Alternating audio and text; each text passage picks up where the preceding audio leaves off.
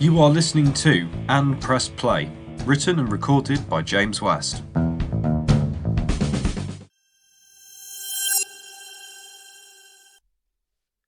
Hello all, and welcome back to And Press Play. This week I'm reviewing The Blue and the Grey by Magnum, taken from their 2004 album Brand New Morning. The Blue and the Grey is an anti-war song, something that Magnum normally include on every album. The song is specifically about the American Civil War and warns a young soldier about the horrors of war and how wars are not as brave and heroic as he thinks they are. The song starts off with some keyboards, which help set the tone and conjure up an atmosphere of somewhere far away. After 30 seconds or so, the guitars and drums come in. The guitars help give the song a melancholy and sombre feel, setting the mood perfectly for the lyrics to come. After a short while, Bob Catley's vocals come in, sounding soft and regretful, like he's giving the listener a warning. Lonely the wind calls over the fields of the blue and the grey. Instantly images of a battlefield are conjured up, namely a battlefield after the battle is over and there's only the dead that are left. The blue and the grey is one of my favourite images from this song. I always imagine it's in reference to a blue sky, and the grey is both the clouds above, but also the gun smoke in the air. This helps start the song off on a gloomy tone, something is continued throughout the verse. The song continues with, "And slowly the night falls, it hides and conceals, oh the blue and the grey."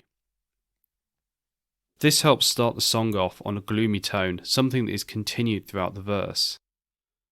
The next few lines are, "And slowly the night falls, it hides and conceals, oh the blue and the grey," continuing on the misery, but changing the image for the listener, as it shows that as darkness falls, the true horror of war is hidden away from view. Going into the chorus, we get a drum fill, helping to signify the importance of the chorus to the listener. After this drum fill, we get a layered mix of guitars, drums, and keyboards, which help elevate the music, adding some more energy and momentum to the song. Catley's voice sounds stronger here, although he takes on a more pleading tone as he sings, "Your thoughts of pride and glory, these things won't bring you home." The lyric offers an alternate option to the fame and glory that was often advertised to young men. He's warning them that although you may win glory, the alternative is death. Next we get, "It's every young man's story, your castle walls are strong." I've always interpreted this to mean that despite the dangers, young men often don't heed the warnings, with castle walls referring to the fact of how closed off they might be to the advice of their elders. The chorus finally ends with a plea and a warning to the listener. "We never end up learning, you'll never be returning," sadly reminding listeners that wars still happen and plenty of people still die in them. Moving into verse 2, we get some slow, mournful guitar riffs over a bed of drums and keyboards before Bob sings once again.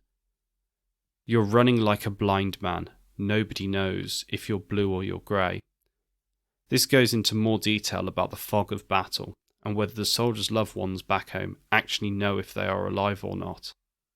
This is further developed as the verse continues with, "So tell me how it started, what can you say, whether you're blue or you're grey," telling the listener that often soldiers don't know why wars start or the reasons why they are fighting, but sign up anyway.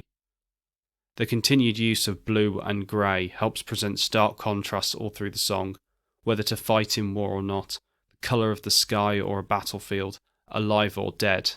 It means something different to everyone affected. We then get a repeat of the chorus before the guitar riffs get heavier and Bob sings, when it comes to pass, and you breathe your last, when it comes to pass." This gives the image that the soldier has died, and the narrator is reflecting on this. Bob's voice becomes much angrier during these lines, as if he's desperately trying to warn this person not to fight in war, and they aren't listening. We then get a slow, mournful and reflective guitar solo from Tony Clarkin. The guitars stand out well against the heavy percussion, creating a mix of emotions, the percussion providing the anger, guitars providing the sadness, almost representing the different stages of grief people go through. We then reach the final chorus, where Bob's angry voice returns, with added backing vocals, which aim to drive the points home even further about the dangers of war. The song then ends with some guitar riffs and some thundering drums before fading out into silence. To conclude, this song is one of the strongest of the Brand New Morning album, and one that I've thought about reviewing for a while now. I love the lyrics, Bob's singing, and of course, Tony Clarkin's fabulous guitar solo. I will give this song a 4.6 out of 5. Hope you enjoyed this episode, and I'll see you next time.